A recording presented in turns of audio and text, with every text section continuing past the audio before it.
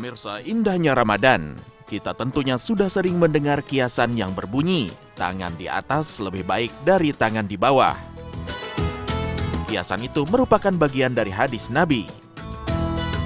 Tangan di atas lebih baik dari tangan di bawah seakan mengisyaratkan bahwa seorang muslim dianjurkan banyak memberi, karena kedudukannya lebih mulia ketimbang harus meminta-minta.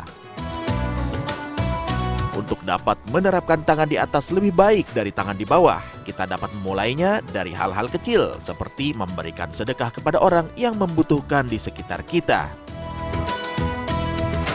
Hadis Nabi ini mengajarkan prinsip yang ideal bagi seorang muslim, yakni hidup berkecukupan dan gemar bersedekah. Agama Islam mengajarkan sikap moderat, yakni agar umatnya tak terlunta-lunta dalam kemiskinan dan tidak pula menumpuk-numpuk harta sehingga menjadi kikir. Namun pada kenyataannya, saat ini masih banyak umat Islam yang memilih menjadi tangan di bawah. Hal ini sering terlihat setiap pembagian zakat atau sedekah, di mana banyak sekali yang ikut mengantri bahkan sampai berebut karena takut tidak kebagian. Bersama dengan para narasumber, indahnya Ramadan kali ini akan membahas kebaikan-kebaikan yang muncul karena sikap tangan di atas ini. Lebih baik tangan di atas dibanding tangan di bawah. Ini menarik topik kita di kesempatan kali ini. Banyak yang menyarankan, menganjurkan sebagai seorang muslim, ayolah kita memberi supaya kita menjadi tangan di atas. Tapi ada juga seorang teman yang bertanya ke saya, kenapa ucapannya lebih baik memberi? Kenapa enggak ucapannya adalah jangan meminta dong. Jadi muslim itu jangan minta. Bukan jadi muslim banyak memberi. Ustadz.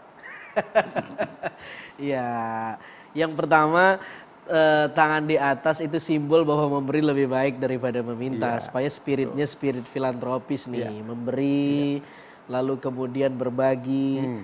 Tetapi kalau ada yang mengatakan jangan meminta, itu menarik juga. Nggak ada salahnya juga. Saya kira dua ungkapan itu sama baiknya.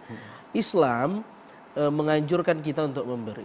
Man ahyaha faka'annama ahyan nasa jami'a. Orang yang memberi kepada seseorang, dengan pemberian itu dia kemudian menghidupkan nyawa orang. Dia punya karyawan, dia kasih itu.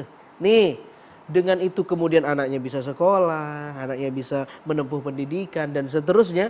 Atau orang menyantuni kaum du'afa bukan hanya dengan materi uang, tapi juga dengan beasiswa pendidikan misalnya, pelatihan skill misalnya, soft skill dan seterusnya.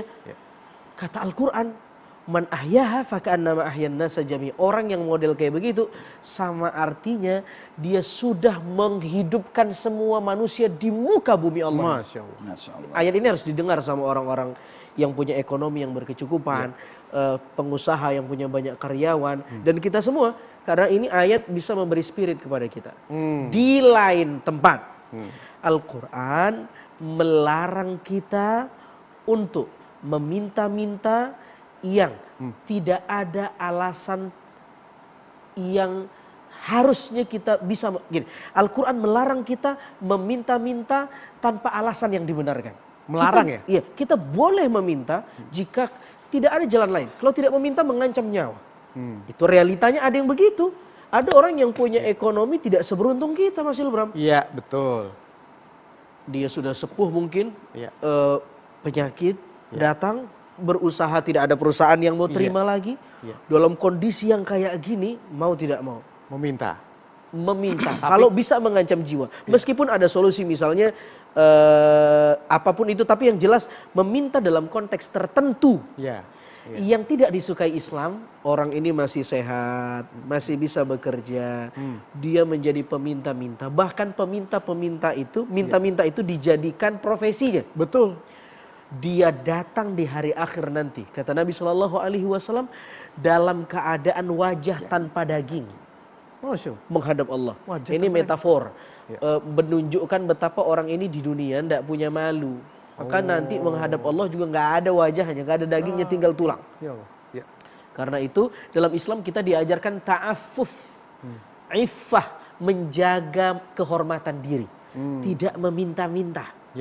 Maka dalam Islam juga kalau kamu punya rezeki ingin berbagi kepada orang, kalau ditanya skala prioritasnya mana yang harus kamu bagi, orang yang meminta-minta sama orang yang tidak meminta-minta tapi sama tidak punyanya, maka beri kepada yang tidak meminta-minta itu. Begitulah Islam memberi perhatian kepada orang yang menjaga kehormatannya. Baik. Luar biasa. Terima kasih Ustadz. Gus, kalau kita bicara mengenai tangan di atas lebih baik dibanding tangan di bawah. Ya. Jadi diksi al-yadul ulya khairum yadus sufla itu kan motivasi dengan diksi yang positif. Sehingga dengan harapan bahwa ini adalah anjuran, harapan, dan juga memberikan semangat untuk memberi. Jadi harus pendekatannya positif, bukan jangan, tapi kamu silahkan, gitu kan. Jadi seperti itu. Kenapa kok tidak jangan kamu meminta-minta, tapi jadilah kamu orang yang memberi, jangan di bawah, begitu. Itu mempengaruhi karena ketika kita menyampaikan komunikasi kepada orang pun yang ahli komunikasi, itu kan misalnya kan, kalau kita menyampaikan dengan diksi yang positif, maka nyampainya juga positif juga kan. Begitu. Apalagi ini semuanya untuk seluruh umat dan sebagainya. Nah, ketika kita bicara tentang bagaimana kita harus bersikap menjadi orang Islam dengan al-yadul ulya khairum yadus sufla, itu artinya menunjukkan kita ini memiliki kelas yang berbeda mestinya. Kasta kita ini kasta pemberi, bukan kasta peminta. Oke, ini kasta ini bagaimana nih maksudnya nih, Gus? Ya, jadi leveling keumatan kita. Leveling keumatan kita harusnya berbeda dengan yang lain. Kan sudah jelas mungkin ada khairun nas anfa'ul linnas. Bagaimana kita bisa memberikan anfa kepada yang lain kalau kita tidak mampu untuk memberi, kalau kita tidak mampu menolong kepada orang lain. Jadi rahmatan lil alamin itu bukan hanya sekedar terpecah-pecah seperti itu, tapi semuanya. Jadi kita menjadi umat yang betul-betul memberikan rahmat, memberikan keselamatan, memberikan kebaikan kepada orang lain. Dan kehadiran kita itu sebaiknya memang menjadi bagian solusi dari berbagai hal, solusi keekonomian, solusi kemaslahatan, dan solusi kemanusiaan. Nah, dalam konteks ini, kita menjadi manusia yang filantropis dan sebagainya, tidak akan bisa terjadi kalau kita tidak rajin bekerja, jujur dalam beribadah dan juga bekerja, dan juga baik kepada sesama. Itu baik. Terima kasih Gus. Ke Kiai, kalau kita ingin berubah Kiai, katakanlah sekarang ini kita masih menjadi orang yang tangannya di bawah, yang banyak memintanya dibanding memberinya. Tapi kita tuh kepingin dong, seperti kata Gus tadi, naik kelas ya Gus supaya kita jadi orang yang memberi. Apa yang harus dilakukan? Sebentar Kiai, sebentar.